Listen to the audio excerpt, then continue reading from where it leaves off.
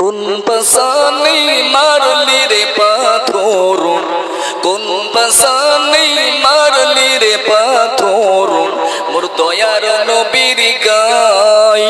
কোন পাশানে মারলি রে পাথর, মোর সোনার নবীর গায়।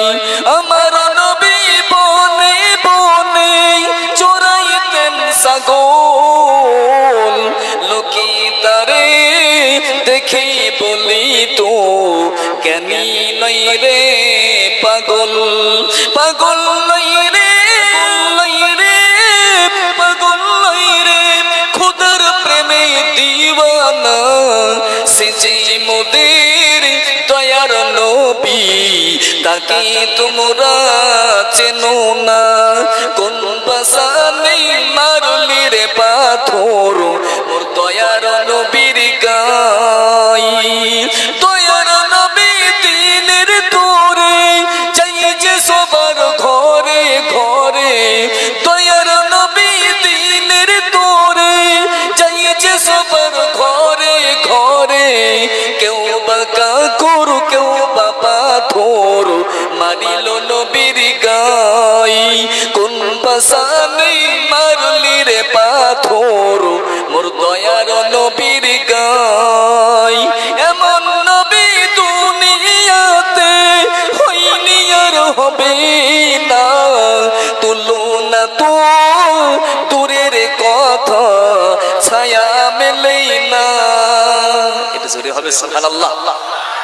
আমাদের মতো নবী হইনি হবে না, নবী ছায়া মেলে না। নবী যখন মেরাজে গেলেন, আল্লাহকে বললেন, আল্লাহ পৃথিবীর জমিনে আমি সকলের ছায়া দেখতে পাই। কি গো নবী পাকের মেরাজ সত্য না মিথ্যা বাবা? আমার নবী এমন দামি নবী, এমন পাওয়ারফুল নবী, যেখানে কেউ যেতে পারেনি, কোনো নবীরা যেতে পারেনি, কোনো ফারিস্তারা যেতে পারেনি। আমার নবী সাত আসমান ভেদ করে আরশে আজিমে আল্লাহর সাথে দিদার নসিব করেছিলেন। আল্লাহর নবী যখন জান্নাতের মধ্যে প্রবেশ করেছেন, আমার নবী একটা কদমের শব্দ শুনতে পাচ্ছেন। আল্লাহর নবী বলছে, জিবরাইল পায়ের শব্দ শুনতে পাচ্ছি। আমি নবী তো সর্বাগ্রে জান্নাতে যাব, আমার আগে কেউ তো জান্নাতে যাবে না, কিন্তু আমি জান্নাতে কার কদমের শব্দ শুনতে পাচ্ছি? জিবরাইল বলছে, হুজুর আপনি এমন নবী, আপনি হলেন মানবতার নবী, আপনি ধনী গরিবের পার্থক্য ঘুচিয়ে দিয়েছেন, পৃথিবীর জমিনে সাদা কালোর পার্থক্য আপনি খুব ঘুচিয়ে দিয়েছেন।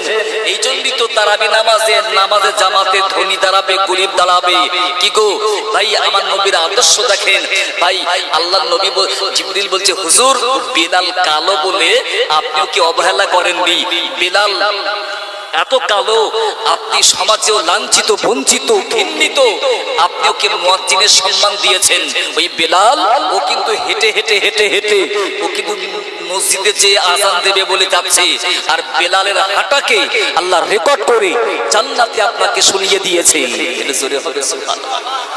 বেজনেরা প্রসঙ্গ এসে গেল, একটুখানি আপনাদের খিদমতে বলি। আল্লাহ নবী, দয়ার নবী যখন মিরাজে গিয়েছিলেন বাবা, সুবহানাল্লাহ দিয়া সূরা বিআবদিহি লাইলাম মিনাল মসজিদিল হারাম ইলাল মসজিদিল আকসা, পবিত্র মিরাজের রাত্রে আমার নবীকে বাইতুল্লাহ হতে বাইতুল মুকাদ্দাসে আনা হলো। আল্লাহর নবী, দয়ার নবী যখন ওই বাইতুল মুকাদ্দাসে অবতরণ করছে, আল্লাহর নবী তিনি দেখতে পেলে কবরের মধ্যে এক ব্যক্তি নামাজ আদা করছে। আল্লাহর নবী, রহমতের নবী ওই সময় বলে, ও জিবরাইল কবরে কে নামাজ পড়ে? পরিচয় একটু দাও না। কবরের মধ্যে জিন্দা, কবরে হায়াতে রয়েছে, কবরে নামাজ আদা করে কে উনি? ওনার পরিচয় একটু দিতে হবে। ওই সময় জিবরাইল বলেছিল, হুজুর কবরের মধ্যে যে ব্যক্তি নামাজ আদা করে উনি অন্য কেউ না, উনি হলো মুসা আলাইহিস সালাম। একটু মুহাব্বতে হবে সুবহানাল্লাহ। এখন কথা হলো ভাই, মুসা নবী যদি কবরে জিন্দা থাকতে পারে, মুসা নবীর থেকে আমাদের নবীর মাকাম মর্যাদা বেশি না কম? বেশি। আমাদের নবী কবরে জিন্দা না মুর্দা? জিন্দা। আল আম্বিয়াউ আহইয়াউ ফি কুবুরিহিম ইউসাল্লুন আও কামা ক্বালা আলাইহিস সালাম। আল্লাহর নবী বলে প্রত্যেকটা নবী কবরের মধ্যে জিন্দা, তারা প্রত্যেকে কবরে সালাত আদা করতে থাকে। একটু মুহাব্বতে হবে সুবহানাল্লাহ। যে কথা বলছিলাম বাবা, আল্লাহর নবী দয়ার নবী বাইতুল মুকাদ্দাসে পৌঁছে গেছেন। আল্লাহর নবী যে দেখছেন সমস্ত নবীরা রূহানি অবস্থায় এসে হাজির হয়েছে। আল্লাহ বলে জিবরাইল বাইতুল মুকাদ্দাসে এই মুহূর্তে তোমাকে আযান দিতে হবে, 2 রাকাত নামাজ হবে। ভাই আযান হয়ে গেছে, আদম ভাবে আমি ইমামতি করব। সমস্ত নবীরা হাজির হয়ে আছে। মিরাজটা কেন হয়েছিল? মিরাজের ওয়াজ শুনি বটে, কিন্তু মিরাজটা আসলে কেন হয়েছিল লেখেন আল্লাহর নবী তার নবীর ওই চাচাজি আবু তালেব পৃথিবীর জমিন থেকে বিদায় নিয়ে ইন্তেকাল করেছে। নবীর মনটা খারাপ, শুধু তাই না ওদিকে তায়েফবাসীরা আমার নবীকে প্রহার করেছে, নবীকে কষ্ট দিয়েছে। এহেন অবস্থায় শুধু তাই না আম্মাজান খাদিজা ইন্তেকাল করেছেন। আল্লাহ নবী এই খাদিজার ইন্তেকালে বাদে আমার নবী তিনি এমন ভেঙে পড়েছে, এমন অন্তরে কষ্ট পেতে লেগেছে। আমার নবীকে আল্লাহ খুশি করানোর জন্য মিরাজে নিয়ে জান্নাত ভ্রমণ করিয়েছিলেন। একটু মুহাব্বতে হবে সুবহানাল্লাহ। মুকাদ্দাসে আল্লাহ নবী তিনি ইমামতি করেছিলেন। আদম নবী মনে মনে ভেবেছিল আমি ইমাম হব, আমি তো আদি পিতা, আমি তো আবুল বাসার, আমি সামনে যাব। আল্লাহ বলছে হবে না, হবে না। নবী ইব্রাহিম ভাবে আমি তো জাতির পিতা, আমি যাব সামনে। আপনারা জানবেন আগে মুসলমানি হতো না। নবী ইব্রাহিম থেকে এক খাতনা দিয়া মুসলমানি শুরু হলো। এজন্য উনি আমাদের জাতির পিতা। নবী ইব্রাহিম মনে মনে ভাবে আজকে দিনে ইমামতি করব আমি।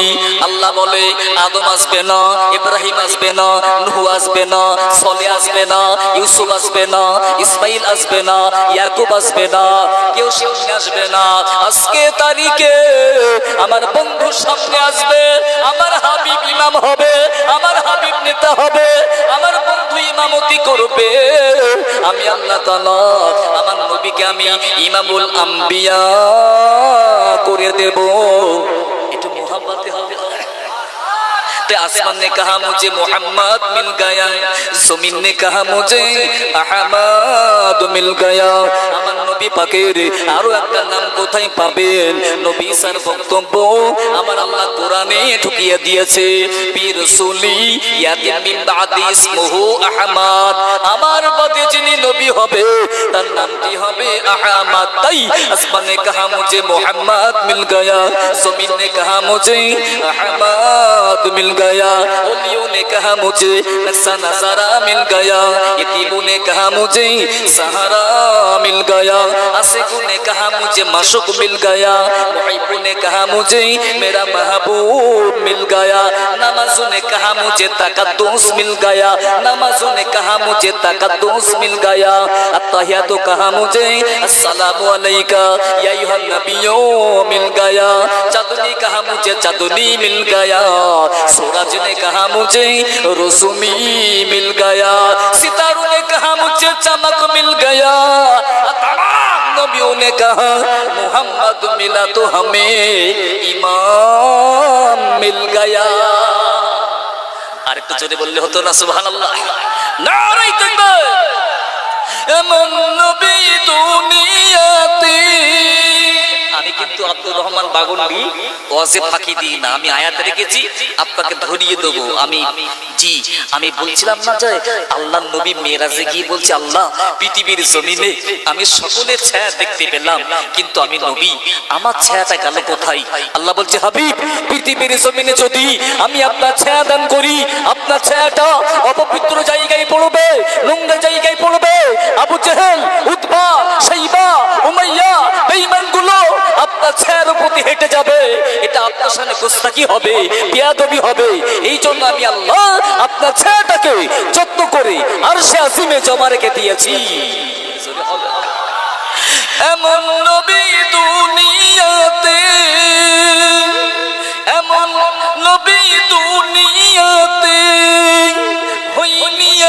হবে না তুলনা তোর